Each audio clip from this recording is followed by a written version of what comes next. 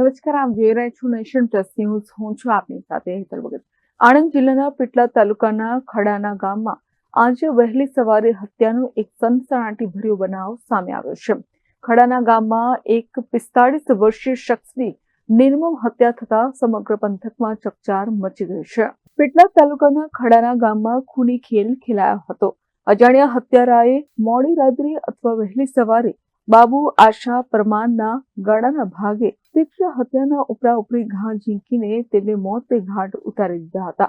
આજે સવારના સમયે જ્યારે લોકો જાગ્યા ત્યારે બાબુ પરમાર નામના 45 વર્ષીય શખ્સનો લોહી લુહાણ મૃતદેહ મળી આવ્યો હતો. ઘટનાની જાણ થતાં જ પેટલાદ ગ્રામ્ય પોલીસનો કાફલો ઘટનાસ્થળે દોડી આવ્યો હતો અને મૃતદેહનો કબજો લઈ પોસ્ટમોર્ટમ અર્થે ખસેડવાની તજવીજ હાથ ધરી હતી. ખડાણા ગામે એક વ્યક્તિનું મર્ડર કરી અને એની લાશ ત્યાં ઘરના આંગણામાં ફેંકી દીધેલી હતી. જે બાબતે ભરતકુમાર દોલતસિંહ પરમાર કરીને છે, જે ખડાણા ગામના સરપંચ છે, એમણે પોલીસ સ્ટેશન ખાતે ફરિયાદ આપેલી છે કે જેમાં મરણ જનાર છે બાબુભાઈ આશાભાઈ પરમાર, જે મૂળ કાણીસા ખંભાત રૂરલ પોલીસ સ્ટેશનનું ગામ છે, ત્યાંના રહેવાસી છે, પરંતુ તેઓ એમના માસીનું ઘર અહીંયા ખડાણા ગામે થાય છે.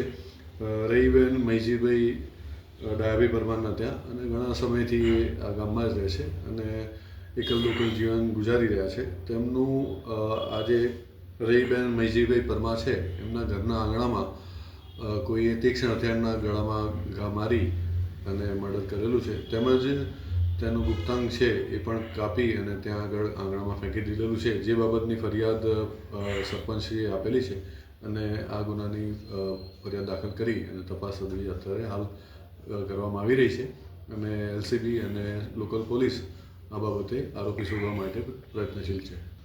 હજુ સુધી અટકાયત નથી થઈ, પણ શંકાના આધારે 2-3 વ્યક્તિઓને લઈ અને અત્યારે અમે પૂછપરછ કરી રહ્યા છીએ અને ટૂંક સમયમાં આ ગુનો ડિટેક્ટ કરવામાં આવશે. અત્યાર સુધી બાબુભાઈની હત્યા પાછળનું ચોક્કસ કારણ જાણી શકાયું નથી.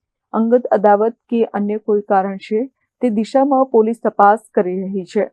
આણંદથી દિનેશ પટેલની સાથે Hiren, nation plus news, Khambhat. સમાચારોના સતત અપડેટ મેળવવા માટે અમારી નેશન પ્લસ ન્યૂઝની યુટ્યુબ ચેનલને સબસ્ક્રાઇબ કરો, બેલ આઇકન દબાવો અને જોડાયેલા રહો ફેસબુક, ઇન્સ્ટાગ્રામ અને ટ્વિટર પર.